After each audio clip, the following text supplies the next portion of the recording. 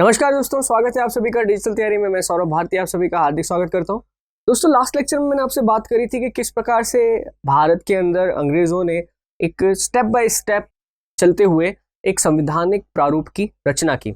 1935 का भारत शासन अधिनियम जो है, नो डाउट आप देखेंगे कि भारतीयों को एक आइडियल कॉन्स्टिट्यूशन तो नहीं कह सकता मैं, बट एक कॉन्स्टिट्यूशन का खाका कैसा होगा, उसका फ्रेमवर्क कैसा होगा, वो आपको देकर जाता है। बात समझ रहे? और उसी को आगे बढ़ाते हुए फिर हमारे भारत के अंदर जो आज का संविधान है उसका निर्माण होता है। तो देखो, सबसे पहले तो मैं आज जो बात करूंगा कि भारत में किस तरह से संविधान सभा कॉन्स्टिट्यूशनल असेंबली का गठन हुआ और हमारा जो ये आज का संविधान है इसके सोर्सेस क्या क्या है, ये कहां से अडॉप्ट किया है। देखो, सबसे पहले तो मैं आपको चीज याद दिलाना चाहूंगा, 1946 का कैबिनेट मिशन प्रस्ताव। देखिए, 1946 में जो है ब्रिटेन से एक डेलीगेशन आया जिसे कैबिनेट डेलीगेशन या कैबिनेट मिशन डेलीगेशन भी कहते हैं। एक्चुअली ये भारतीय नेताओं को, मतलब जिसमें कांग्रेस और मुस्लिम लीग दो बड़े धड़े हैं, उनको इस बात के लिए एग्री करने के लिए आया था कि देखिए, हम लोग आपको स्वतंत्रता सौंप देंगे, परंतु आप सबसे पहले जो है अपने देश के अंदर संविधान सभा का गठन करिए, आप अपने देश का एक संविधान बनाइए। बात समझ रहे? ताकि आपका, हम जब चले जाएंगे तो आपका देश संविधान से ही तो चलेगा। दूसरा, आपको अपने देश में एक अंतरिम सरकार का गठन करना होगा, इंटरिम गवर्नमेंट का फॉर्म करना होगा। इस इंटरिम गवर्नमेंट को ही जो है हम सत्ता का हस्तांतरण करके जाएंगे। तो देखो, कैबिनेट मिशन ने दो बातें कही। पहला तो क्या कहा? संविधान सभा का गठन, और दूसरा क्या कहा? अंतरिम सरकार का चुनाव। बात समझ रहे? संविधान सभा का गठन और अंतरिम सभा का चुनाव। उन्होंने कहा भाई, संविधान सभा के अंदर जो भी सदस्य होंगे उनका रिप्रेजेंटेशन जो है वो डिसाइड होगा कि अंतरिम सरकार के कितने सदस्य जो हैं वो चुनकर आते हैं। हालांकि इसमें मुस्लिम लीगों के लिए, सिखों के लिए, दलितों के लिए सीटें रिजर्व थी, देशी रियासतों के लिए भी इसमें सीटें रिजर्व थी। बात समझ रहे? अंतरिम चुनाव के अंदर जो है, एक्चुअली कैबिनेट मिशन प्रस्ताव के अंदर पाकिस्तान की मांग का कुछ भी जिक्र नहीं किया गया था। इसलिए मुस्लिम लीग ने क्या किया, इसका बाइकआउट किया और उन्होंने अपना 16 अगस्त को जो है डायरेक्ट एक्शन प्लान शुरू कर दिया। 16 अगस्त 1946 को पूरे देश में दंगे भड़क गए। तो संविधान सभा का जो गठन किया गया उसमें फिर मुस्लिम लीग की जो सीटें थी वो खाली गई। मुस्लिम लीग जो है उसने उसमें पार्टिसिपेट किया ही नहीं। अंतरिम सरकार का गठन किया गया, चुनाव हुए पूरे देश में बकायदा, और इस चुनाव के अंदर सामने आ गया कि जहां पर मुस्लिम आबादी थी उसने मुस्लिम लीग को सपोर्ट किया, जहां पे हिंदू आबादी थी उसने कांग्रेस को सपोर्ट किया। तो मतलब मुस्लिम लीग जो डिमांड कर रही है कि हमें एक सेपरेट मुल्क चाहिए क्योंकि हम मुसलमानों के रिप्रेजेंटेटिव हैं, तो वो बात कुछ हद तक यहां पर साबित भी हो गई। आप देखिए, संविधान सभा का गठन कैसे हुआ। सबसे पहले देखें, संविधान सभा के अंदर जो सदस्य चुनकर आए थे वो सदस्य इसी अंतरिम चुनाव में जो सीटें जिन्होंने जीती थी, जिन्होंने रिप्रेजेंटेशन हासिल किया था, जो सीटें दलितों के लिए रिजर्व रखी थी उनके रिप्रेजेंटेटिव आए, देशी रियासतों के रिप्रेजेंटेटिव आए। और इसकी पहली बैठक हुई 9 दिसंबर 1946 को। कब हुई? 9 दिसंबर 1946 को। कहां पर? दिल्ली में। इसकी अध्यक्षता किसने करी? सच्चिदानंद सिन्हा ने करी। इसकी अध्यक्षता किसने की? सच्चिदानंद सिन्हा। कई बार पूछते हैं ये कि संविधान सभा की पहली बैठक की अध्यक्षता किसने की थी, तो सच्चिदानंद सिन्हा ने की थी। 11 दिसंबर 1946 को इसकी वापस बैठक हुई और डॉक्टर राजेंद्र प्रसाद जो है उनको संविधान सभा का स्थायी अध्यक्ष चुन लिया गया। तो ये कई बार पूछते हैं आपके जो एग्जाम आप देने जा रहे हैं कि संविधान सभा का अध्यक्ष किसे चुना गया, तो संविधान सभा का अध्यक्ष डॉक्टर राजेंद्र प्रसाद को चुना गया। संविधान सभा का अध्यक्ष किसे चुना गया? डॉक्टर राजेंद्र प्रसाद को चुना गया। ओके। 13 दिसंबर 1946 को जवाहरलाल नेहरू ने उद्देश्य प्रस्ताव रखा। 13 दिसंबर 1946 को जवाहरलाल नेहरू ने उद्देश्य प्रस्ताव रखा। आगे चलकर यही उद्देश्य प्रस्ताव जो है भारतीय संविधान की प्रस्तावना बना। आगे चलकर यही उद्देश्य प्रस्ताव क्या बना? भारतीय संविधान की प्रियम्बल, प्रस्तावना, आगे चलकर यही बना। ठीक है। इसके बाद देखिए, संविधान सभा का प्रथम अधिवेशन हुआ 14 अगस्त 1947 को। ठीक है। आगे चलते चलते फिर इसकी कई सारी बैठकें हुई, कई सारे राउंड हुए, लोगों ने अपने विचार प्रस्तुत किए। फिर देखिए, संविधान का जो प्रथम प्रारूप यानी कि ड्राफ्ट जो पेश किया था वो बी.एन. राव द्वारा पेश किया गया था। बी.एन. राव जो है, इनका नाम आप याद रखेंगे, आपने आईसीजे का नाम सुना होगा, इंटरनेशनल कोर्ट ऑफ जस्टिस, जो दी हैग में स्थित है। दी हैग कहाँ है? नीदरलैंड की राजधानी है दी हैग, वहां पर स्थित है। उस जगह पर दी हैग में पहला भारतीय जज, अंतरराष्ट्रीय न्यायालय में पहला भारतीय जज जो नियुक्त हुआ था वो थे सर बी.एन. राव। ठीक है, आज की तारीख में भी अंतरराष्ट्रीय न्यायालय में एक भारतीय जज है जिनका नाम है दलबीर भंडारी। ध्यान रखिएगा, अच्छा क्वेश्चन है। आज की तारीख में भी अंतरराष्ट्रीय न्यायालय, इंटरनेशनल कोर्ट ऑफ जस्टिस में एक भारतीय जज है दलबीर भंडारी। पहले कौन थे?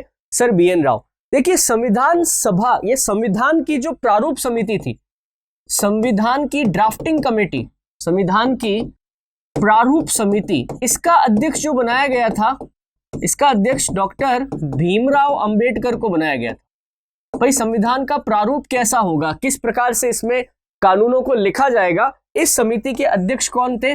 बी.आर. अंबेडकर थे। बात समझ रहे? फाइनली कई सारे राउंड्स के बाद जो है हमारा संविधान जो है वो 26 नवंबर 1949 को बन के तैयार हो गया। संविधान बनकर कब तैयार हुआ, कभी पूछ ले आपसे, तो 26 नवंबर 1949। संविधान कब तैयार हो गया? 26 नवंबर 1949। इसीलिए 26 नवंबर को हम हर साल विधि दिवस कह सकते हैं या संविधान दिवस कह सकते हैं, इंग्लिश में लिख सकते हैं इसको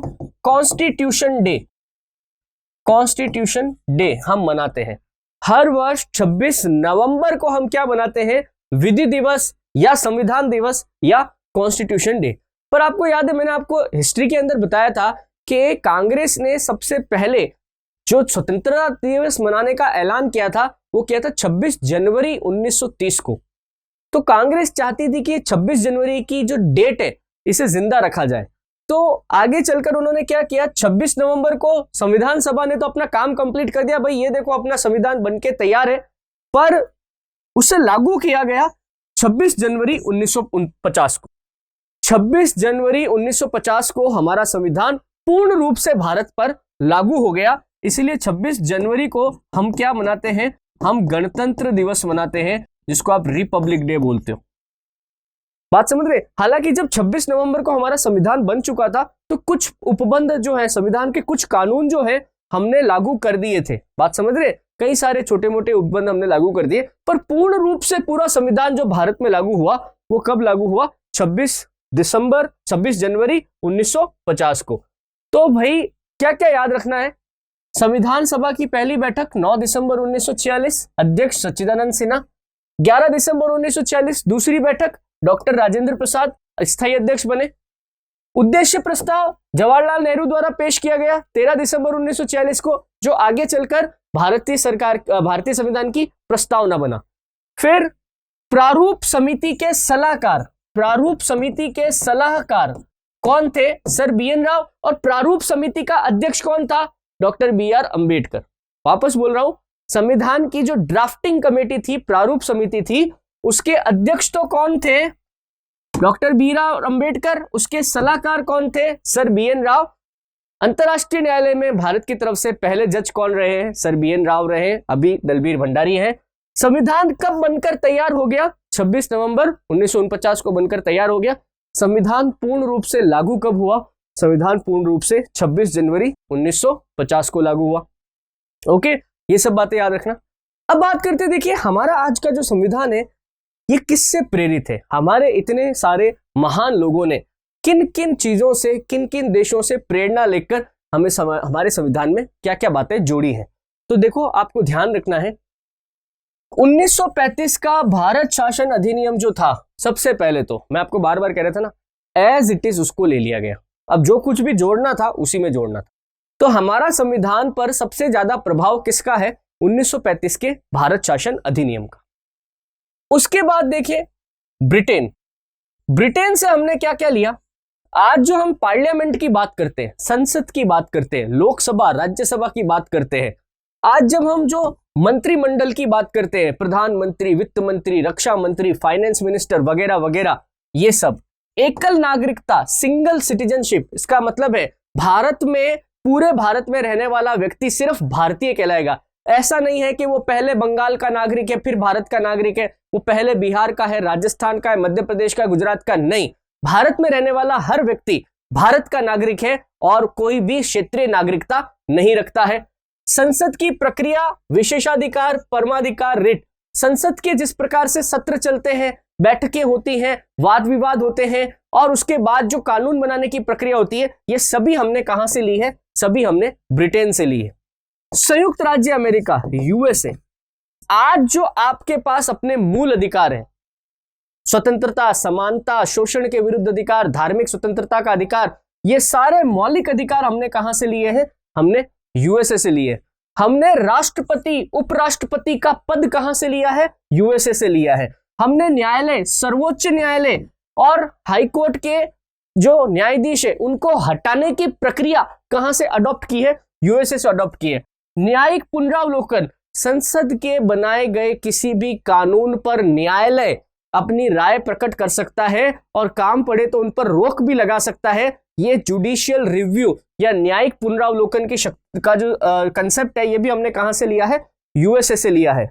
आयरलैंड से हमने क्या लिया है? डायरेक्टिव प्रिंसिपल, नीति निर्देशक तत्व, जिनका अर्थ है कि राज्य मतलब आपकी सरकार किस प्रकार के कानून बनाएगी जिनसे जनता का अधिकतम भला हो। गाइडलाइन क्या होगी, किन किन बातों को सरकार को ध्यान रखना चाहिए, वो सब क्या है? नीति निर्देशक तत्व, जो कहां से लिए हमने? आयरलैंड से लिए हैं। राष्ट्रपति का चुनाव कैसे होगा? राष्ट्रपति का चुनाव बड़ी अनोखी पद्धति से होता है, एकल संक्रमणीय आनुपातिक मतदान प्रणाली से होता है। बताऊंगा मैं इसके बारे में। ये भी हमने कहां से ली है? आयरलैंड में से ली है। राज्यसभा के अंदर हमारा जो अपर हाउस है राज्यसभा, उसके अंदर कला, संस्कृति, विज्ञान, खेल, सिनेमा, इनसे जुड़े हुए लोगों की डायरेक्ट नियुक्ति होती है। डायरेक्ट इनको यहां पर भेजा जाता है। सचिन तेंदुलकर, रेखा, आपने इनको देखा होगा, ये राज्यसभा में जाकर प्रतिनिधित्व करते हैं। तो ये भी हमने कहां से लिया है? आयरलैंड से लिया है। इसके अलावा देखिए आप, कनाडा से हमने क्या लिया? संघीय पद्धति, यानी आप देखें तो छोटे छोटे जो राज्य हैं उन सबको मिलकर भारत संघ का निर्माण होता है, यूनियन ऑफ इंडिया का निर्माण होता है। इन संघों के पास अब भारत से अलग होने की शक्ति नहीं है। कल को गुजरात कह दे मुझे भारत से अलग होना है, केरल कह दे मुझे भारत से अलग होना है, हमारा संविधान इसकी इजाजत नहीं देता है।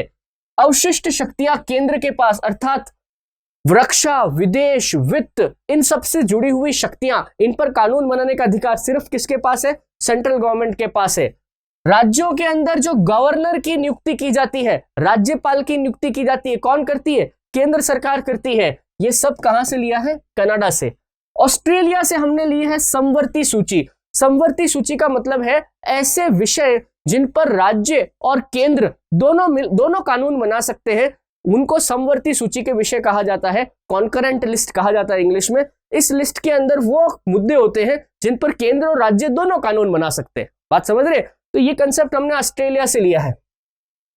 व्यापार वाणिज्य की समागम की स्वतंत्रता, कोई भी व्यक्ति पूरे भारत में कहीं पर भी जाकर व्यापार शुरू कर सकता है, ट्रेड कर सकता है, ऑस्ट्रेलिया से लिया है। जर्मनी, आपातकाल की घोषणा, हमारे यहां पर जो इमरजेंसी पावर्स है प्रेसिडेंट के पास, जो भी वो युद्ध के समय में या फिर देश के अंदर कोई अशांति हो जाए या कोई हमारी अर्थव्यवस्था फेल हो जाए, ऐसी स्थिति में प्रेसिडेंट के पास क्या क्या पावर होगी, आपातकालीन शक्तियां हमने कहां से ली है? जर्मनी से ली है। ऐसी आपातकाल की स्थिति में नागरिकों के मूल अधिकार रद्द किए जा सकते हैं, ये चीज हमने कहां से ली है? ये चीज हमने जर्मनी से ली है। दक्षिण अफ्रीका से हमने क्या लिया है? संविधान में संशोधन करने की प्रक्रिया, संविधान में किस प्रकार से संशोधन किया जा सकता है, यह हमने कहां से लिया है? दक्षिण अफ्रीका से लिया है। यूएसएसआर, हालांकि आज तो यूएसएसआर नहीं है, आज तो रूस देश है, आप इसको लिख सकते हैं सोवियत संघ। यूएसएसआर को हम क्या लिख सकते हैं? सोवियत संघ। आज जो हमारे मूल कर्तव्य है, अनुच्छेद 51A के अंदर जो हमारे मूल कर्तव्य लिखे गए हैं कि हम राष्ट्र के प्रतीकों का सम्मान करेंगे, हम राष्ट्रीय हमारे जो शहीद हुए हैं उनके मन में उनके लिए हम मन में सम्मान का भाव रखेंगे, बहुत सारे 11 कर्तव्य हमारे दिए गए हैं। ये मूल कर्तव्य हमने कहां से लिए हैं? सोवियत संघ से लिए हैं। जापान से हमने क्या लिया है? कानून द्वारा स्थापित प्रक्रिया, अर्थात कोई भी समाज, देश के अंदर अगर कोई भी चीज लगानी है, लानी है, इंप्लीमेंट करनी है, तो उसको मुंह जबानी नहीं, कानून बनाकर ही इंप्लीमेंट किया जाएगा। और फ्रांस से हमने क्या लिया है, गणतंत्रात्मक शासन व्यवस्था, अर्थात हमारे देश में कोई भी राजा महाराजा रजवाड़ा मोनार्क नहीं होगा। इस देश में सर्वोच्च शक्ति जनता के हाथों में होगी। जनता ही जो है वो इन सब का फैसला करेगी कि भारत में शासन कौन करेगा। तो देखिए दोस्तों, हमने बात करी कि भारतीय संविधान किन किन चीजों से, किन किन बातों से प्रभावित हुआ। इसी लेक्चर को दोस्तों हम आगे बढ़ाएंगे और हम बात करेंगे कि भारतीय संविधान में मूल ढांचा क्या था। मतलब जब संविधान हमारे पास आया 26 जनवरी 1950 को, तो इस संविधान में क्या क्या मुख्य बातें लिखी हुई थी, अर्थात इसमें कितने अनुच्छेद थे, कितने कानून थे, कितने परिशिष्ट थे, कितने इसकी अनुसूचियां थी। हम इन सब के बारे में बारी बारी से बात इसी लेक्चर में करेंगे। देखिए दोस्तों, अभी हमने बात करी संविधान के स्रोतों की और अब हम बात करेंगे कि हमारे संविधान का मूल ढांचा क्या है। हमारा संविधान जब बनाया गया था उस समय हमारे संविधान में किस प्रकार से कानूनों को रखा गया, आज हमारे संविधान की क्या स्थिति है, हम बारी बारी से इनकी बात करते हैं।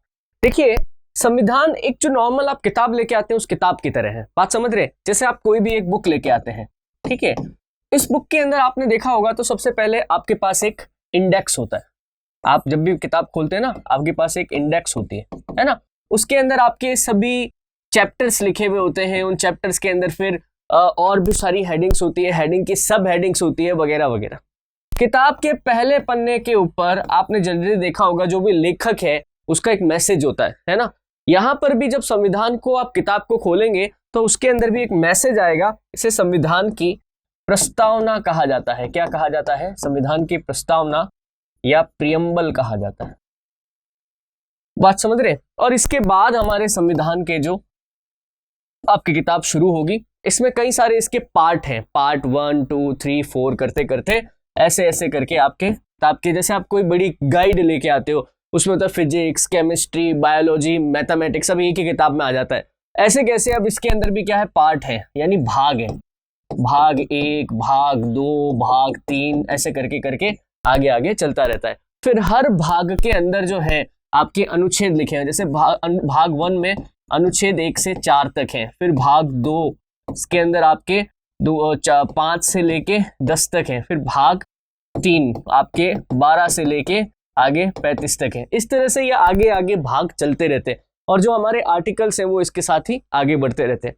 तो आप देखें, आप क्या संविधान के अंदर जब ढांचे की बात आती है कि संविधान का ढांचा या स्ट्रक्चर कैसा है, तो इसमें अपन को 2 बातें याद रखनी पड़ेंगी, ठीक है। जैसे मैं आपको आगे पेज पे लिखता हूं कि जब भी संविधान के स्ट्रक्चर या ढांचे की बात आती है तो देखिए, संविधान में सबसे पहले तो क्या है, हमारे पास एक प्रस्तावना है, ठीक है। हमारे पास संविधान में अनुसूचियां हैं, अनुसूचियां जिसको अपन बोलते हैं शेड्यूल, ठीक है। अनुसूची को क्या कहते हैं? शेड्यूल। और हमारे पास क्या है? हमारे पास है अनुच्छेद जिसको अपन बोलते हैं आर्टिकल। क्या बोलते हैं? आर्टिकल, ठीक है। देखिए, इसमें समय समय पर बदलाव होते रहते हैं। जैसे मैं जब आपको बोलूं कि अब जैसे 1950 के अंदर संविधान जब लागू हुआ तब उसमें प्रस्तावना बिल्कुल थी।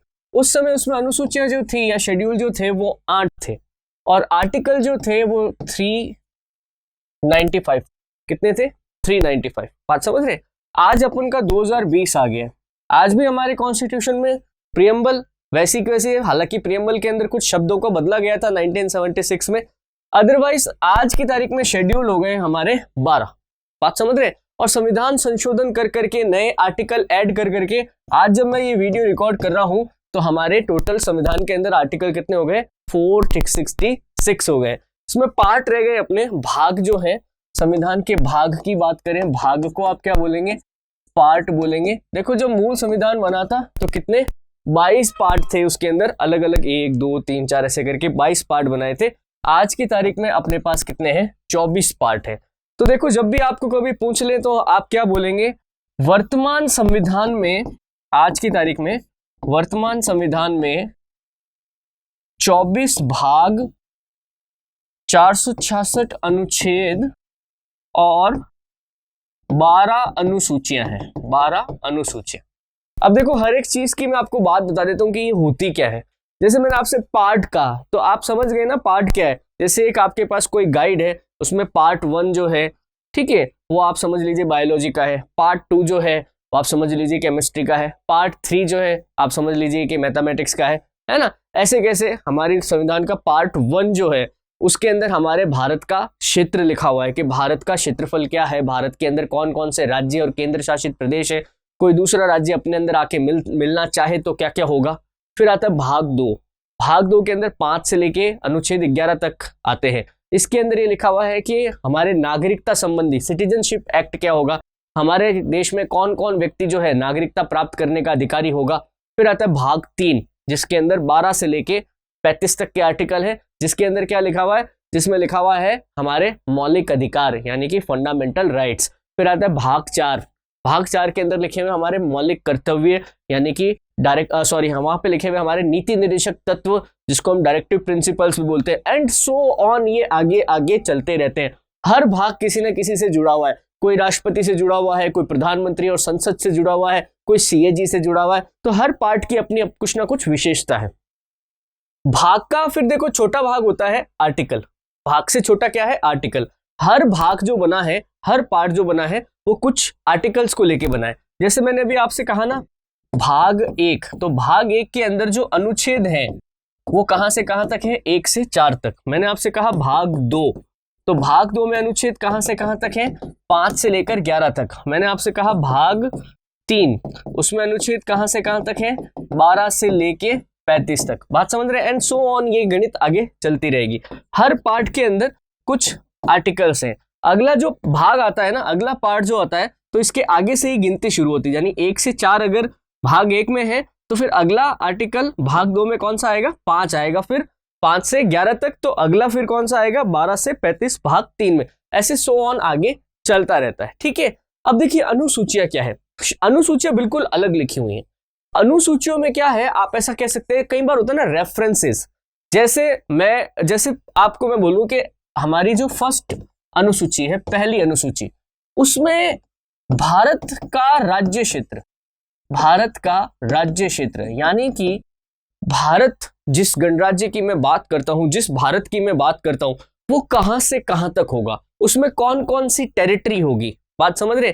तो क्या होता है, अब मुझे जहां जहां पर भी भारत लिखना है तो अब मैं हर जगह तो नहीं लिख सकता ना कि कश्मीर से कन्याकुमारी तक भारत है, ये 28 राज्य हैं, फिर 9 केंद्र शासित प्रदेश है। अब बार बार तो मैं नहीं लिख सकता ना, तो मैं क्या लिखूंगा, जैसे किसी भी आर्टिकल में मैंने लिखा भारत जिसका राज्य क्षेत्र अनुसूची 1 के अनुसार होगा। अब मतलब भारत का राज्य क्षेत्र कहां पे लिखा हुआ है कि साहब शेड्यूल्ड 1 में लिखा हुआ है, वहां जाके चेक कर लो, ठीक है। जैसे मैं कहता हूं आपकी एक अनुसूची है, एक शेड्यूल है, शेड्यूल 8। शेड्यूल 8 के अंदर क्या है, भाषाओं को दर्जा दिया गया है। मतलब नेशनल लेवल के ऊपर अपनी जो भाषाएं 22 भाषाएं हैं जिनको आप समझ सकते हैं कि राजभाषा का दर्जा दिया है, वो 22 है। अब क्या मैं हर जगह तो नहीं लिख सकता ना राजभाषा, तो मैं क्या करता हूं, मैं कहता हूं भाई ये राज्य भाषाएं होंगी जो कि अनुसूची 8 में लिखी गई है, मतलब जिसके बारे में जिक्र कहां पे हुआ है, शेड्यूल 8 में हुआ है। तो क्या होता है कि ये जो शेड्यूल्ड जो है ना, ये क्या है, ये एक प्रकार से आप समझ सकते हैं रेफरेंसेस है। ये भी संविधान का पार्ट है, कॉन्स्टिट्यूशन का पार्ट है, और इनके अंदर लिखी हुई जो बातें हैं वो कई बार जो है आपके जो आर्टिकल्स है, जो आपके अनुच्छेद है, वहां पर काम में आती है। तो वहां पर क्या है, पूरी बात को विस्तार से ना समझा के किसी ना किसी शेड्यूल का रेफरेंस दे दिया जाता है। बात समझ रहे। तो अब मैं बारी बारी से एक बार फिर से आपको प्रस्तावना के बारे में और शेड्यूल के बारे में बताता हूं। अनुच्छेद अपन जब आगे अपन एक एक चीज को पढ़ना शुरू करेंगे कि हमारे मौलिक अधिकार क्या है, हमारे राष्ट्रपति के संबंधित हमारे कौन कौन से आर्टिकल्स हैं, उनकी हम चर्चा अलग से करेंगे। तो फिलहाल इस लेक्चर के अंदर मैं आपको प्रियम्बल के बारे में यानी प्रस्तावना के बारे में और अनुसूचियों के बारे में थोड़ी और जानकारी देता हूं। देखिए प्रस्तावना क्या है, हमारी जो प्रियम्बल है, जैसे ही आप खोलते हैं, आपको याद है मैंने अभी पिछले लेक्चर के अंदर आपको बताया था कि जवाहरलाल नेहरू ने जो है 13 दिसंबर 1946 को एक उद्देश्य प्रस्ताव प्रस्तुत किया, जिसे जनवरी 1948 के अंदर मान लिया गया, 1947 के अंदर मान लिया गया। ये उद्देश्य प्रस्ताव जो था यही आगे चल के आप कह सकते हैं कि प्रस्तावना बना। प्रस्तावना या प्रियम्बल जो है बहुत इंपॉर्टेंट चीज है। अगर आपसे कोई कहे कि जैसे कि आपकी कोई किताब किसी राइटर ने लिखी है, उस राइटर ने जो अपने विचार लिखे हैं कि मैंने ये किताब क्यों लिखी है, किसके बारे में लिखी है, किसको मैं धन्यवाद देता हूं, वो एक तरह से आप प्रियम्बल के तौर पे काम में ले सकते हैं, प्रस्तावना के तौर पे काम में ले सकते हैं। कभी आपसे पूछ लिया जाए कि क्या प्रस्तावना भारतीय संविधान का एक भाग है, तो आपका जवाब हमेशा हाँ होगा कि हाँ, preamble is a part of constitution. प्रस्तावना भारतीय संविधान का एक अटूट अंग है, क्योंकि एक आपको मैं केस बताऊंगा 1973 में केशवानंद भारती बनाम केरल सरकार, उसमें सुप्रीम कोर्ट ने बकायदा कहा है कि प्रस्तावना भारतीय संविधान का एक अटूट अंग है। क्या सर्कमस्टांसेस थे उसकी चर्चा मैं आपको आगे जरूर करूंगा।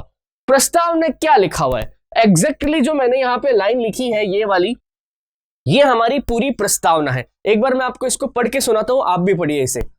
हम भारत के लोग भारत को एक संपूर्ण प्रभुत्व संपन्न समाजवादी पंथ निरपेक्ष लोकतंत्रात्मक गणराज्य बनाने के लिए तथा उसके समस्त नागरिकों को सामाजिक, आर्थिक और राजनीतिक न्याय, विचार, अभिव्यक्ति, विश्वास, धर्म और उपासना की स्वतंत्रता, प्रतिष्ठा और अवसर की समानता प्राप्त करने के लिए तथा उन सब में व्यक्ति की गरिमा, राष्ट्र की एकता, अखंडता सुनिश्चित करने वाली बंधुता बढ़ाने के लिए दृढ़ संकल्प होकर इस संविधान सभा में आज तारीख 26 नवंबर 1949 मिति मार्गशीर्ष शुक्ल सप्तमी संवत 2006 विक्रमी को एतत् द्वारा इस संविधान सभा को अंगीकृत, अधिनियमित और आत्मनिर्मित करते हैं। मतलब आप देखें तो इसमें दो तीन बातें साफ साफ तौर पर लिखी हुई है। क्या कि हमारा ये संविधान जो है भारत के हर नागरिक को सामाजिक, आर्थिक और राजनीतिक न्याय दिलाएगा। बात समझ रहे? यानी कि किसी भी व्यक्ति के साथ भारतीय गणराज्य के अंदर सामाजिक आधार पर भेदभाव नहीं होगा, आर्थिक आधार पर भेदभाव नहीं होगा, राजनीतिक आधार पर भेदभाव नहीं होगा। सभी को, चाहे वो किसी भी कास्ट क्रीड का हो, किसी भी लिंग का हो, उन सभी को समाज के अंदर सामाजिक अधिकार एक जैसे मिलेंगे, आर्थिक अधिकार एक जैसे मिलेंगे, राजनीतिक अधिकार एक जैसे मिलेंगे। आप किसी भी जाति, धर्म से, लिंग से संबंध रखते हैं, आप चुनाव लड़ सकते हैं। आप किसी भी जाति, धर्म, लिंग से संबंध रखते हैं, आप कोई भी बिजनेस खोल सकते हैं, कोई भी व्यापार कर सकते हैं। आप किसी भी जाति, धर्म से संबंधित कर सकते हैं। आपको पूरे भारत में किसी भी सार्वजनिक स्थान पर आने जाने में कोई रोक टोक नहीं होगी। आपको जितने भी सार्वजनिक स्थान है उन पर आने जाने की छूट होगी, सार्वजनिक संसाधनों का उपयोग करने की छूट होगी। आपके लिए कोई अलग से कोई कुएं वगैरह बनाने का या मंदिर मस्जिद के अंदर प्रवेश के ऊपर कोई पाबंदी नहीं होगी। तो कहने का मतलब है कि वास्तव में हमारी जो प्रस्तावना है, आप कह सकते हैं इस पूरी प्रस्तावना को पढ़ के आप आगे क्या लिखा है, आगे किस प्रकार के भारत की कल्पना की जा रही है, उसका अनुमान लगा सकते हैं। ये क्वेश्चन कई बार पूछा हुआ है, इसको ध्यान रखना कि प्रस्तावना में किस न्याय को देने की बात की गई है। प्रस्तावना भारतीय लोगों को कितने न्याय देती है? तो सामाजिक, आर्थिक और राजनीतिक, social, economic and political justice की बात हमारा संविधान करता है। इसके अलावा देखें आप एक चीज और, हमारा संविधान जो है भारत को समाजवादी, पंथ निरपेक्ष, लोकतंत्रात्मक, यानी कि हमारी व्यवस्था कैसी होगी? समाजवादी होगी, जिसके अंतर्गत समाज का जो तबका है उसके ऊपर वेलफेयर के लिए सरकार ज्यादा से ज्यादा खर्च करेगी। किसी भी हमारे जो भी संसाधन होंगे उस पर किसी पूंजीपति वर्ग का नहीं, बल्कि समाज के सभी तबकों का बराबर का अधिकार होगा। ये सोशलिज्म है, समाजवाद है। पंथ निरपेक्ष, आजकल आप एक शब्द बहुत सुनते हैं, सेक्युलर। ये शब्द आप सुनते हैं ना कि भारत का कोई भी राज्य धर्म नहीं होगा। जैसे कई सारे देश है जिन्होंने अपने आप को मुस्लिम कंट्री घोषित कर रखा है, जैसे हमारा पड़ोसी पाकिस्तान, उसने अपने संविधान में लिख रखा है Republic of Pakistan, Islamic Republic of Pakistan. बात समझ रहे? रिपब्लिक ऑफ पाकिस्तान नहीं, इस्लामिक रिपब्लिक ऑफ पाकिस्तान। यानी वो पहले ही लाइन में घोषणा कर देता है कि हमारे देश का राज्य धर्म जो है वो इस्लाम होगा। कई सारी ऐसी क्रिश्चियन कंट्रीज है जो अपने आप को क्रिश्चियन कंट्री घोषित करती है। यानी कि हमारे धर्म, राज्य धर्म को मानने वाले लोग जो हैं उनके साथ अलग व्यवहार होगा, और जो गैर धर्मावलंबी है उनके साथ अलग व्यवहार होगा। ऐसा बहुत जगह पर होता है। तो ये शब्द जहां पे आ जाता है ना, सेक्युलर यानी पंथ निरपेक्ष, तो यहाँ पे राज्य का कोई धर्म नहीं होता है। सभी धर्मों को मानने वाले लोगों को एक बराबर दर्जा दिया जाता है, एक बराबर कंसीडर किया जाता है। हालांकि देखिए, जब भारत का निर्माण हुआ था, जब संविधान 26 नवंबर 1949 को बनकर तैयार हुआ था, उस दिन संविधान के अंदर ये पंथ निरपेक्ष शब्द नहीं था। ये पंथ निरपेक्ष शब्द जो है ये हमने आगे चलकर 1976 के अंदर जोड़ा है। 1976 के अंदर जब आपातकाल लगा हुआ था, उस समय इंदिरा गांधी सरकार ने संसद का एक सत्र बुलाकर 42वें संविधान संशोधन द्वारा ये शब्द जो है ये हमारे संविधान की प्रस्तावना में जोड़ दिया। अदरवाइज हमारे जो ओरिजिनल कॉन्स्टिट्यूशन के निर्माता थे उन्होंने कभी भी संविधान में पंथ निरपेक्ष शब्द नहीं जोड़ा था। आगे देखिए, जैसा कि मैं आपको बोल रहा था 42वें संविधान संशोधन अधिनियम 1976 के द्वारा हमारे संविधान की इस प्रस्तावना में समाजवाद और पंथ निरपेक्ष शब्द जोड़े गए, जो कि पहले नहीं थे। ये बहुत बार पूछा गया है कि कौन से संविधान संशोधन द्वारा प्रस्तावना के अंदर ये सेक्युलरिज्म एंड सोशलिज्म यानी कि समाजवाद और पंथ निरपेक्ष शब्द जोड़े गए। तो 42nd कॉन्स्टिट्यूशनल अमेंडमेंट इन 1976, 42वां संविधान संशोधन 1976 में, याद रखिएगा। इसके अतिरिक्त राष्ट्र की एकता शब्द के स्थान पर राष्ट्र की एकता और अखंडता शब्द को जोड़ा गया। पहले क्या था, सिर्फ एकता शब्द जुड़ा हुआ था, इसके साथ साथ इंटीग्रिटी यानी कि अखंडता शब्द को भी जोड़ा गया। जब मूल रूप से संविधान सामने आया था उस समय इसमें 395 अनुच्छेद यानी आर्टिकल, 8 अनुसूचियां यानी कि शेड्यूल और 22 भाग थे। जैसा कि मैंने अभी आपसे बात करी कि आज की तारीख में 466 आर्टिकल, 12 अनुसूचियां और 24 संविधान के भाग हैं। क्या प्रस्तावना में संशोधन किया जा सकता है? हाँ, किया जा सकता है, क्योंकि प्रस्तावना भी संविधान का एक अटूट हिस्सा है, इसलिए इसमें संशोधन किया जा सकता है। कभी आप ये कुछ पूछे आपको कि प्रस्तावना संविधान का अटूट हिस्सा है, ये बात सुप्रीम कोर्ट ने कौन से केस के अंदर कही थी, कौन से वाद के अंदर कही थी? तो आप इसमें याद रखेंगे केशवानंद भारती वर्सेस केरल सरकार। इस केस के अंदर सरकार सुप्रीम कोर्ट ने यह बात कही थी कि प्रस्तावना जो है it is an integral part of the constitution, hence it can be amended. क्योंकि प्रस्तावना भी संविधान का एक अटूट हिस्सा है, इसलिए इसमें संशोधन किया जा सकता है। अच्छा क्वेश्चन है, ये भी ध्यान रखिएगा। फिर देखिए, अगली जो बात मैं करने जा रहा हूं वो बात करने जा रहा हूं अनुसूचियों की। हमारे संविधान में कितनी अनुसूचियां हैं और उन अनुसूचियों में क्या क्या लिखा हुआ है। देखिए, आप चाहे ये कंपटीशन एग्जाम के पर्पस से पढ़ रहे हैं, बट मेरा ऐसा सोचना है एटलीस्ट भारत के नागरिक होने के नाते, युवा पढ़ा लिखा होने के नाते आपको अपने संविधान की बेसिक बातें पता होनी चाहिए, ताकि कल को आपको कहीं पर भी कोई टीवी डिबेट में कोई दो अनपढ़ व्यक्ति बैठ के जोर जोर से बोल के बातें कर रहे हैं, वो आपको बेवकूफ नहीं बना सके। ऐसा मेरा मानना है। कई जगहों पे मैं देखता हूं बहुत ही हाईली उनके बारे में बहुत बड़ी बड़ी बातें बोली जाती है, बट उनको कॉन्स्टिट्यूशन के बारे में बहुत ही छोटी और माइनर बातें जो हर भारतीय को पता होनी चाहिए, उनको वो भी मालूम नहीं है। वो गलत तरीके से उसको आपके सामने इंटरप्रिटेट करते हैं, गलत तरीके से उनका रिप्रेजेंटेशन करते हैं। और हमें क्योंकि कॉन्स्टिट्यूशन में ना तो हमने कभी इंटरेस्ट लिया, ना हमने कभी उसको पढ़ने की कोशिश करी, तो या तो हमें उनकी बातों को मानना पड़ता है क्योंकि हमें पता नहीं।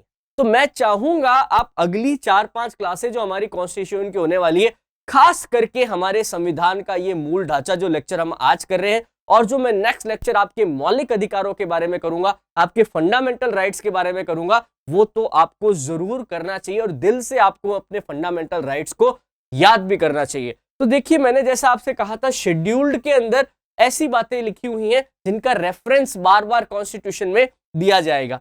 तो हम बात करते हैं बारी बारी से। तो हमारी जो पहली अनुसूची है, फर्स्ट अनुसूची, इसके अंदर क्या लिखा हुआ है? देखिए, हमारी पहली अनुसूची जो है इसमें भारत का राज्य क्षेत्र यानी कि हमारे कितने राज्य और हमारे केंद्र शासित प्रदेश, केंद्र शासित प्रदेश आप समझते हैं ना, हमारे यूनियन टेरिटरीज के बारे में लिखा है। आज की तारीख में, आज जब 2020 में ये मैं रिकॉर्ड कर रहा हूं, तो हमारे पास 28 राज्य हैं और 9 केंद्र शासित प्रदेश हैं।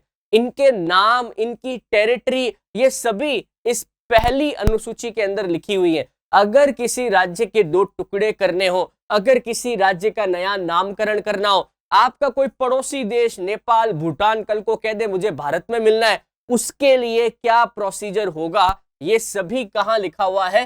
पहली अनुसूची में। तो पहली अनुसूची का संबंध किससे है?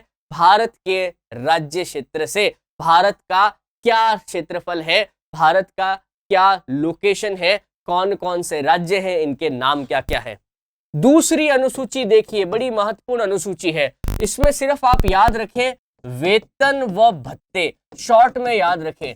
दूसरी अनुसूची के अंदर जितने भी आपके सरकारी और पदाधिकारी हैं जो बड़े बड़े पदों पर हैं, कौन कौन से पदों पर हैं? राष्ट्रपति, राज्यपाल, लोकसभा विधानसभाओं के अध्यक्ष, उपाध्यक्ष, राज्यसभा विधान परिषद के सदस्य, उच्च न्यायालय, उच्चतम न्यायालय के न्यायाधीश, भारत के नियंत्रक और महालेखा परीक्षक के जो पदाधिकारी होंगे, उनको कितना वेतन दिया जाएगा, उनका वेतन किस अनुपात में होगा। जैसे सबसे ज्यादा वेतन भारत के राष्ट्रपति का होता है, उसके बाद सुप्रीम कोर्ट के मुख्य न्यायाधीश का होता है। इस प्रकार किस क्रम में ये वेतन देने की व्यवस्था की जाएगी, क्या इन वेतन में संशोधन हो सकता है क्या, ये सारी बातें हमें कहां लिखी हुई है? अनुसूची 2 के अंदर लिखी हुई है। तीसरी अनुसूची के अंदर बात करें, क्या लिखा हुआ है? तीसरी अनुसूची है शपथ। तीसरी अनुसूची किसकी है? शपथ की। आपने देखा होगा जैसे ही राज्यपाल, राष्ट्रपति, उपराष्ट्रपति, सुप्रीम कोर्ट के न्यायाधीश या हमारे मंत्री, प्रधानमंत्री या उनके साथ के लोग जब भी चुने जाते हैं तो उनको शपथ दिलाई जाती है। यह शपथ कौन किसकी शपथ लेगा, कैसी शपथ लेगा, ये सभी तीसरी अनुसूची में लिखी है। जैसे हमारे मंत्री हैं वो पद और गोपनीयता की शपथ लेते हैं। हमारे जो सुप्रीम कोर्ट के, हाई कोर्ट के न्यायाधीश हैं वो संविधान की पालना की शपथ लेते हैं। हमारा जो राष्ट्रपति है वो संविधान की रक्षा की शपथ लेता है। बात समझ रहे? तो इस प्रकार की ये शपथ जो है ये सब कहां लिखी हुई है? तीसरी अनुसूची में लिखी है। चौथी अनुसूची में क्या लिखा हुआ है? चौथी अनुसूची में राज्यसभा क्षेत्रों का आवंटन लिखा हुआ है। अगर आपने कभी देखा हो तो संसद के अंदर एक लोकसभा है, एक राज्यसभा है। राज्यसभा जिसे उच्च सदन भी हम कहते हैं, अपर हाउस भी कहते हैं, वहां पर राज्य सरकारें जो बेसिकली है वो अपने सदस्य चुनकर भेजती है। ये राज्यसभा इसलिए रखी गई है ताकि हर राज्य का अपना रिप्रेजेंटेशन सेंटर के अंदर हो सके। बात समझ रहे? राज्यसभा के जो सदस्य चुने जाते हैं, आप शायद एमएलए में समझते होंगे, है ना, या फिर आप हिंदी में विधायक में समझते होंगे। आपके जो एमएलए है, जो आप लोग चुनते हैं, वो एमएलए राज्यसभा में जाने के लिए सदस्य को चुनता है। बात समझ रहे? तो कौन कौन से राज्यसभा क्षेत्र होंगे? जैसे आप जिस जगह पर रहते हैं वहां पर लोकसभा का एक क्षेत्र होगा, वहां से एक आदमी खड़ा होता है। आप पर्टिकुलर किसी राज्यसभा के क्षेत्र में आते होंगे, वहां का एक क्षेत्र होता है जो कि वहां की जनसंख्या पर डिपेंड करता है।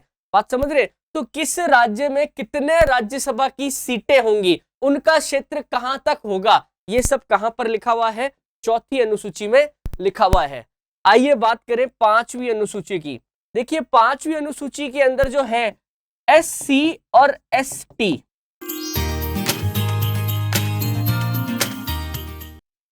ठीक है, यानी क्या मतलब है कि जहां जहां पर भी अनुसूचित जाति और जनजाति क्षेत्र है, जहां पर भी ये पिछड़े वर्ग के लोग रहते हैं, क्योंकि देखिए क्योंकि ये समाज की मुख्य धारा से सीधे जुड़े हुए नहीं है, इसलिए इनको जोड़ना है। कई बार आपने देखा होगा, भारत के इतिहास में भी देखेंगे, आदिवासी आंदोलन बहुत हुए हैं, उनके अपने रीति रिवाज हैं, हम उनको ज्यादा तंग नहीं कर सकते, ज्यादा छेड़ नहीं सकते, आप उनको समझा बुझा कर ही समाज की मुख्य धारा में लाएंगे। कई बार ऐसा होता है कि जो नियम कानून आप शहर गांव के लिए लागू कर देते हैं, ऐसे नियम कानून आप डायरेक्ट आदिवासियों पे नहीं लगा सकते। कई जगहों पर जहां पर आदिवासी एरिया होते हैं तो बकायदा जब सरकारी भर्तियां निकलती हैं, उन भर्तियों में इनके लिए कोटा रखा जाता है कि इस क्षेत्र में आने वाले, इस क्षेत्र से आने वाले लोग, इनको अलग से रिजर्वेशन दिया जाएगा ताकि आप ही लोग, इन्हीं के बीच में से आए हुए लोग आगे जाकर इनके बीच में नौकरी करें। दूसरे भाई बाहर का लोग आता है तो वो ना तो वहां एडजस्ट हो पाता है, ना उसको नौकरी वो रास आती है, इसलिए यहीं के लोग आए और यहीं पर आप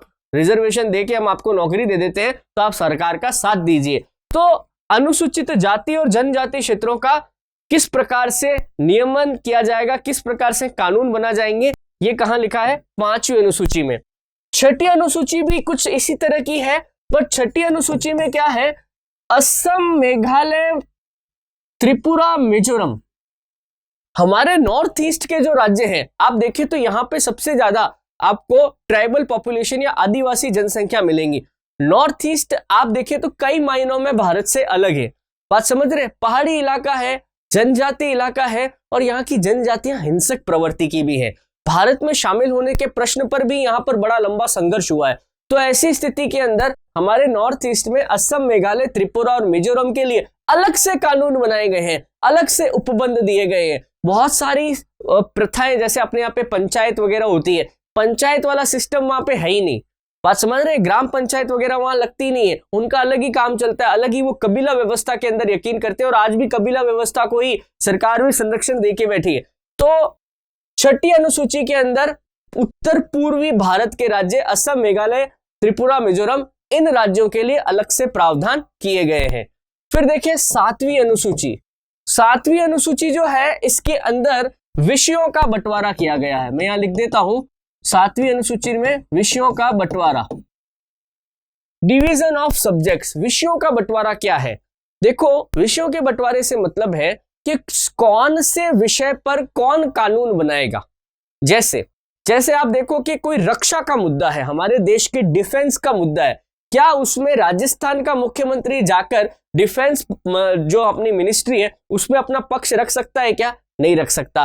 क्या हमारी सीमाओं की सुरक्षा जो है, हमारी सीमा है, राजस्थान का बॉर्डर है, पंजाब का बॉर्डर है पाकिस्तान के साथ, क्या यहां पर हमारे राज्यों की पुलिस सहायता करती? नहीं। हमारी आर्मी यहां पर बैठी है, बीएसएफ यहां पर बैठी है, जो सीधी सेंट्रल गवर्नमेंट के अंदर में है। बात समझ रहे? कहने का मतलब क्या है कि रक्षा एक ऐसा विषय है जिस पर सिर्फ केंद्र सरकार कानून बनाएगी। बात समझ रहे? ऐसे ही राज्यों की व्यवस्था चलाने के लिए बहुत सारे ऐसे जो विषय हैं उन पर सिर्फ राज्य व्यवस्थाएं कानून बनाती है। जैसे राज्य की पुलिस व्यवस्था है, इस पर राज्य सरकारें कानून बनाती है। कुछ विषय ऐसे हैं जिन पर दोनों मिलकर कानून बनाएंगे, जैसे वन और वन्य जीव, पर्यावरण, इन पर केंद्र और राज्य दोनों मिलकर कानून बना सकते हैं, तो उनको एक अलग सूची में रखा गया। कहने का मतलब है कि इस सातवीं अनुसूची के अंदर 3 लिस्ट बनाई गई है। पहली लिस्ट है केंद्रीय सूची या संघ सूची, दूसरी है राज्य सूची, और तीसरी है समवर्ती सूची, और इसमें विषयों को बांट दिया गया है। केंद्रीय सूची या संघ सूची में जो भी विषय लिखे हैं उन पर कानून सिर्फ केंद्र सरकार बनाएगी। राज्य सूची में जो भी विषय लिखे हैं उन पर कानून सिर्फ राज्य सरकार बनाएगी, और समवर्ती सूची में जो भी विषय लिखे हैं उन पर राज्य और केंद्र दोनों मिलकर कानून बनाएंगे। परंतु अगर कोई डिस्प्यूट होता है तो हमेशा केंद्र का कानून सर्वोपरि होगा। 8वीं अनुसूची देखिए, बड़ी इंपॉर्टेंट है 8वीं अनुसूची। 8वीं अनुसूची में भाषाओं को मान्यता दी गई है। भाषाओं को मान्यता, देखो आपने कई बार नेशनल लेवल पे एग्जाम दिए होंगे, यूपीएससी का एग्जाम दिया होगा, वो कई सारी भाषाओं में होता है। यूपीएससी के एग्जाम में ये जो 22 भाषाएं हैं, इनका आप अलग से पेपर दे सकते हैं। टोटल 22 प्रकार की भाषाएं, जिसमें आप देखिए हिंदी है, बंगाली है, उड़िया है, कन्नड़, मलयालम, तेलुगु, तमिल, गुजराती, सिंधी, नेपाली, मणिपुरी, कोंकणी, 22 तरह की भाषाएं हैं टोटल।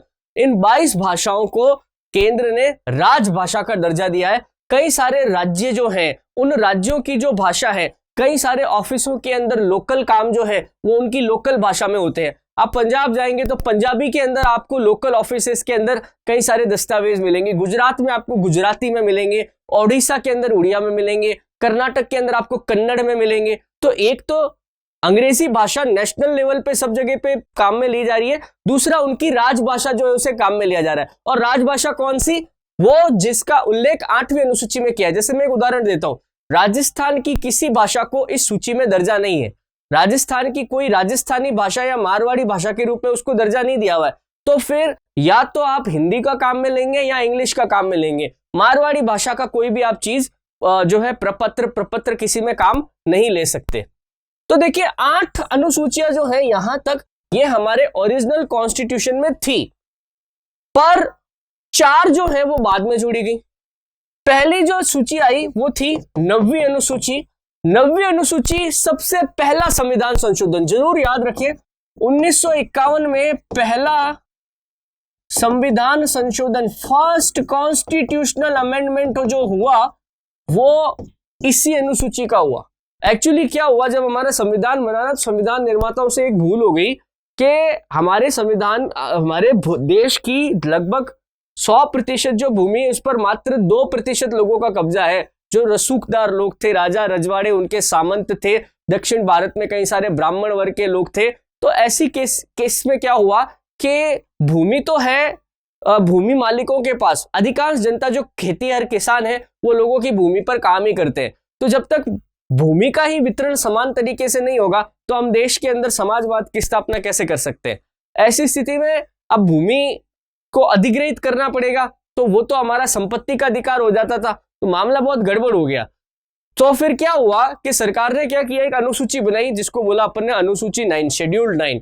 उन्होंने कहा कि अगर देखो शेड्यूल्ड 9 के अंदर हम कोई कानून बना के डाल देंगे तो उसके ऊपर कोर्ट कोई सुनवाई नहीं करेगा।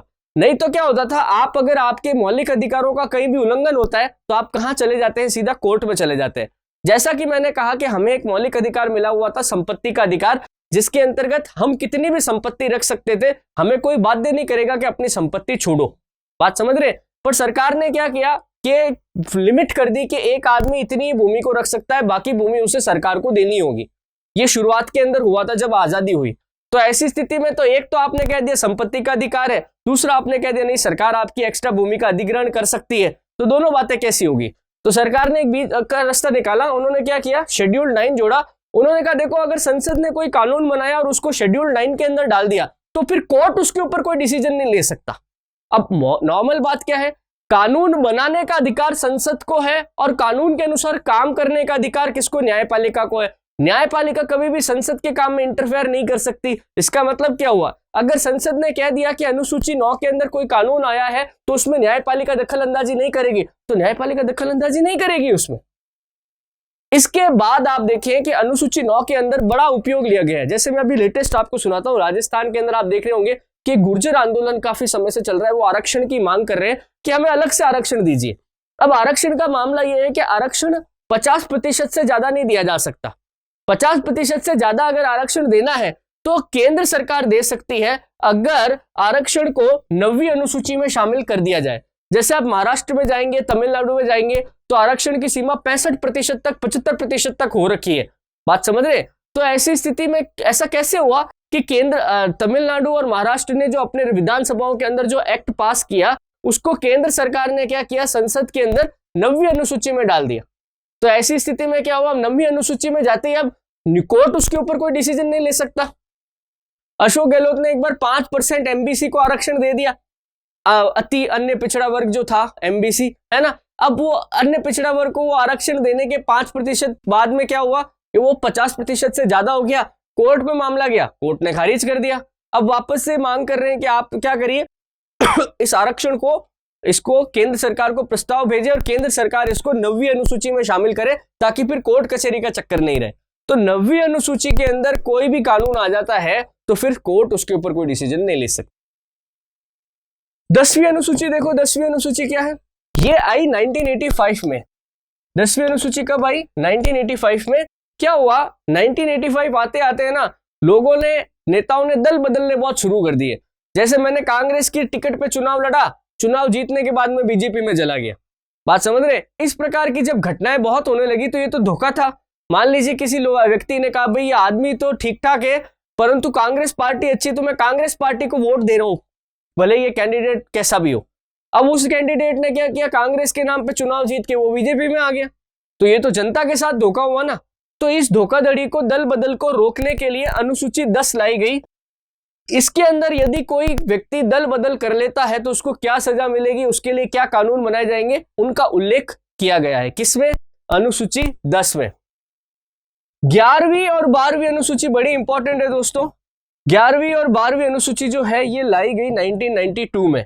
ठीक है, 11वीं अनुसूची तो हमारा 72वां संविधान संशोधन था और 12वीं अनुसूची जो है हमारा 73वां संविधान संशोधन था। कब लाई गई, 1992 में। जरूर जरूर याद रखना है, कई बार पूछे हुए। जैसे लिखा हुआ है देखो, 11वीं अनुसूची में है पंचायत और 12वीं अनुसूची में है नगर पालिका। देखो आपने देखा होगा, आप आजकल तो आपने देख ही लिया है, गांव गांव में पंचायत के चुनाव होते हैं, सरपंच के चुनाव होते हैं। तो ग्रामीण स्तर तक आप सरकार को पहुंचाए, मतलब सबसे छोटे स्तर पर ग्राम पंचायत की स्थापना हो सके, प्रशासन और मजबूत हो सके। पहले ऐसा नहीं था। भारत के अंदर ये पंचायती राज अधिनियम जो लाया गया है ना, ये 11वीं अनुसूची में लाया गया। 11वीं अनुसूची के अंदर ही पंचायतों और ग्राम पंचायत के बारे में लिखा हुआ है। ऐसे कि जब शहर में, गांव में पंचायत होती है तो शहरों में नगर पालिकाएं, नगर निगम, म्युनिसिपल काउंसिल कह सकते हैं, म्युनिसिपालिटी आप कह सकते हैं, वो होती है। तो म्युनिसिपालिटी के लिए जो अनुसूची लाई गई वो कौन सी लाई गई? 12वीं अनुसूची लाई गई। बात समझ रहे? इनका ये संविधान संशोधन कई बार पूछा जाता है। 11वीं अनुसूची का है 72वां और 12वीं का है 73वां। तो दोस्तों ये हमारी है 12 अनुसूचियां। अगर आपने नोट किया हो तो मैंने ऑलमोस्ट जहां पर भी है हर अनुसूची के आगे आपको एक एक शब्द लिखा है। जैसे यहाँ पे 11वीं 12वीं में पंचायत और नगर पालिका लिखा है। शुरुआत के अंदर भी मैंने आपको कई सारे लिखे थे, जैसे भारत का राज्य क्षेत्र, वेतन, शपथ, राज्यसभा क्षेत्र। इसी प्रकार से आप लोग याद रखें। ये पूरा एज इट इज याद रखने की जरूरत नहीं, बस आपको आइडिया होना चाहिए पहली अनुसूची में क्या है, दूसरी अनुसूची में क्या है, लास्ट की जो 4 अनुसूचियां हैं आप इनको कब जोड़ा गया, कौन से संविधान संशोधन से जोड़ा गया, जरूर याद रखें। खास करके 9वीं अनुसूची, संविधान में आज तक आप समझो 105 बार संशोधन हो चुके हैं आज की तारीख तक, और लेटेस्ट सबसे पहला संशोधन जो हुआ 1951 में इसी 9वीं अनुसूची का ही हुआ। बात समझ रहे? तो दोस्तों ये था हमारे संविधान के स्रोत, संविधान की ढांचा, स्ट्रक्चर कैसा है, कितनी अनुसूचियां हैं, प्रस्तावना क्या है, इन सब के बारे में विस्तार से चर्चा। बार बार मैं आपको बताता भी चलता हूं, देखिए ये क्वेश्चन बन सकता है, ये क्वेश्चन बन सकता है, तो उनके ऊपर भी आप जरूर चर्चा कीजिए, जरूर इनको याद रखिए। फिलहाल दोस्तों इस लेक्चर को मैं यही समाप्त करता हूं। कोई भी कमेंट है, क्वेश्चन है, आप जरूर मुझे कमेंट बॉक्स में डालें। आपके कमेंट बहुत अच्छे लगते हैं मुझे, आपको बहुत ही ये लेक्चर्स पसंद आ रहे हैं, जिसके लिए मैं आपका धन्यवाद देता हूं। आगे भी ऐसी हमारी पढ़ाई जारी रहेगी, बस आप लोगों का ऐसा ही सपोर्ट बना रहे, ऐसी मेरी उम्मीद है। फिलहाल इस क्लास को मैं यहीं खत्म कर रहा हूं दोस्तों। धन्यवाद, जय Hind. Please like, share, subscribe digital तैयारी।